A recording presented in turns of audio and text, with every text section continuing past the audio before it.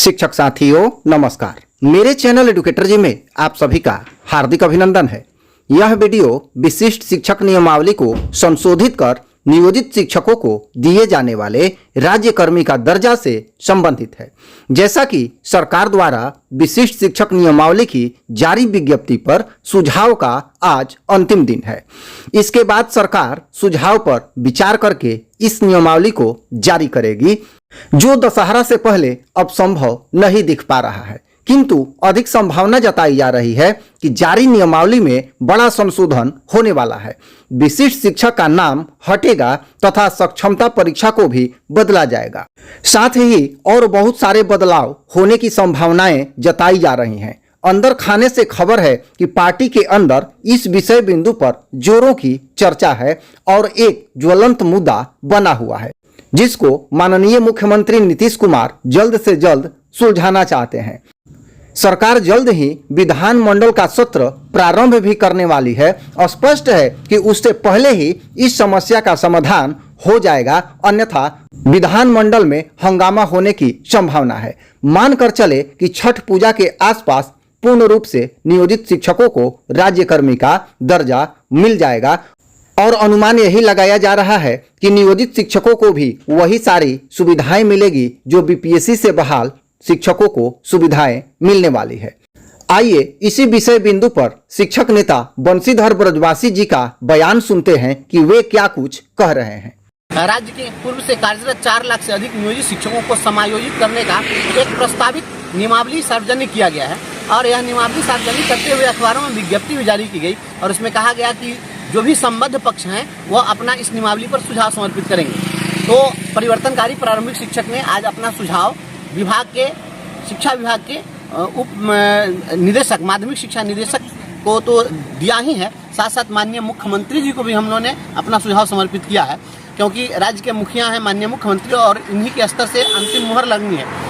तो हम लोगों ने माननीय मुख्यमंत्री जी को, राज्य के मुख्य सचिव महोदय को, शिक्षा मंत्री जी को और अपर मुख्य सचिव शिक्षा विभाग श्री के पाठक जी को और साथ साथ निदेशक माध्यमिक शिक्षा और निदेशक प्राथमिक शिक्षा को भी इसकी कॉपी हम लोगों ने समर्पित कर दी है। क्योंकि सबसे बड़ी बात यह थी कि जो सुझाव मांगे गए तो अब तक पूरे राज्य से लगभग 2 लाख से अधिक सुझाव मेल के माध्यम से आए हैं। यह बहुत बड़ा सवाल होगा कि 2 लाख से अधिक मेल जब किसी कार्यालय को जाएगा तो आखिर उन मेलों को पढ़ेगा कौन, या पढ़ पाना, उसको प्रिंट निकाल पाना, पढ़ना तो दूर की बात है, उसको एक नज़र कोई देख भी नहीं पाएगा। ऐसे समय में परिवर्तनकारी प्रारंभिक शिक्षक संघ ने यह नियमावली के विरुद्ध जो अपने सुझाव हैं, जो आपत्ति है, वह दर्ज करते हुए हमने हार्ड कॉपी सभी संबंधित कार्यालयों को, सभी शीर्ष पदाधिकारियों को और माननीय मुख्यमंत्री जी को हम लोगों ने समर्पित कर दिया है।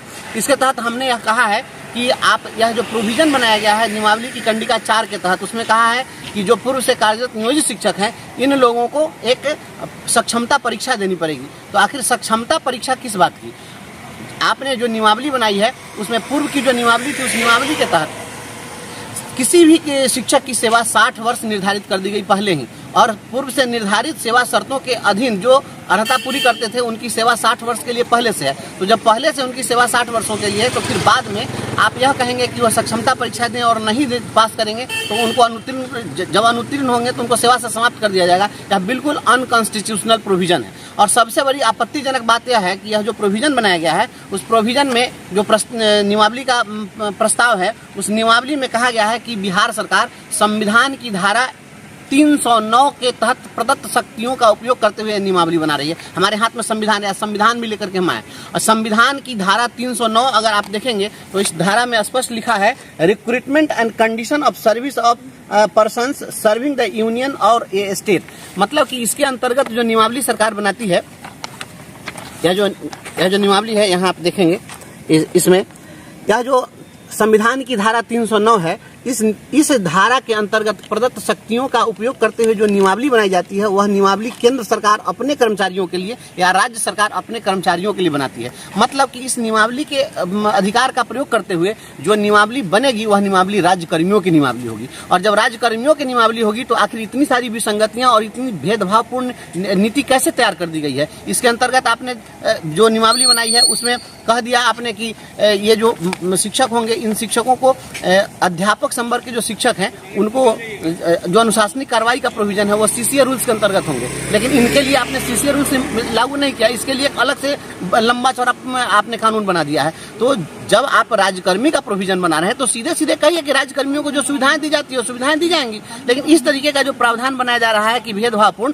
तो आखिर संविधान की धारा 309 का उपयोग करते हुए आप क्या बना रहे हैं, या किस प्रकार की राज्यकर्मी की नियमावली होगी। दूसरी बहुत सारी चीजों पर आपने चुप्पी साध ली है, इसमें जैसे ग्रेचुटी का मामला है, जिसमें ईपीएफ का मामला है, जीपीएफ का मामला है, ग्रुप बीमा का मामला है, इन तमाम चीज़ों पर चुप्पी साध ली गई है। तो जब राज्यकर्मी की नियमावली है तो तमाम चीज़ें होंगी, तो एक लाइन में यह स्पष्ट कर देना चाहिए था कि जो शिक्षक हैं इस नियमावली के अंतर्गत जो शिक्षक समायोजित किए जाएंगे उन्हें सभी सुविधाएं दी जाएंगी, वो तमाम सुविधाएं दी जाएंगी जो सुविधाएं राज्यकर्मियों को दी जाती है, तभी जाकर के शिक्षक संतुष्ट होंगे। और सबसे बड़ी आपत्तिजनक बात है कि आपने इसका नाम रख दिया विशिष्ट शिक्षक, और विशिष्ट शिक्षक शब्द को जो नई शिक्षा नीति आई है भारत सरकार के द्वारा, उस नई शिक्षा नीति के अंतर्गत परिभाषित किया गया है कि जो दिव्यांग, शिथिलांग, विकलांग ऐसे जो शिक्षक होंगे, बच्चे होंगे, उन बच्चों को पढ़ाने के लिए जो शिक्षक होंगे वो विशिष्ट शिक्षक नाम से जाने जाएंगे। तो शिक्षक, टीचर इज टीचर, शिक्षक तो सभी शिक्षक होते हैं, तो फिर इन्हें आप विशिष्ट शिक्षक, फिर अध्यापक, तो एक ही विद्यालय में आप अध्यापक और एक विशिष्ट शिक्षक, तो फिर तो विद्यालय में भेदभावपूर्ण रह गया। तो आखिर आप क्या दिखाना चाह रहे हैं? ये तमाम भेदभाव खत्म होना चाहिए। हमने यह मांग रखी है कि जितने भी स्थानीय निकायों के शिक्षक हैं उन्हें भी आप विद्यालय अध्यापक नाम दीजिए, एक ही नाम होना चाहिए। ठीक है, इनके बीच डिमार्केशन करना है कि उनकी सेवा लंबाई का मामला है या उनका एक पूर्व से चूंकि सेवा इतिहास है, तो एक साथ घालमेल नहीं हो, तो इसके लिए आप करिए जैसा कि अन्य राज्यों में हुआ है, आप इनको विद्यालय अध्यापक और उनको ब्रैकेट में समायोजित जिला संवर्ग लिख दीजिए, वह संवर्ग अपना स्पष्ट हो जाएगा कि ये समायोजित संवर्ग के लोग हैं। लेकिन नाम में किसी प्रकार का डिफरेंस नहीं होना चाहिए, टीचर इज टीचर यह होना चाहिए। और जो राज्यकर्मी है, संविधान की धारा 309 के तहत जो आपने नियमावली बनाई है, उस नियमावली में आपने ये भी लिखा है, जो ऊपर से प्रस्तावना नियमावली की बनाई गई है, उस प्रस्तावना में ही इन्होंने लिख दिया है कि यह जो नियमावली बनाई जा रही है वो स्थानीय निकाय शिक्षकों को विद्यालय अध्यापक के बराबर लाने के लिए बनाई जा रही है, तो और संविधान के मूल उद्देश्य के विपरीत है। इसलिए इस चीज को जो है बदलना पड़ेगा, सभी को एक समान करना पड़ेगा।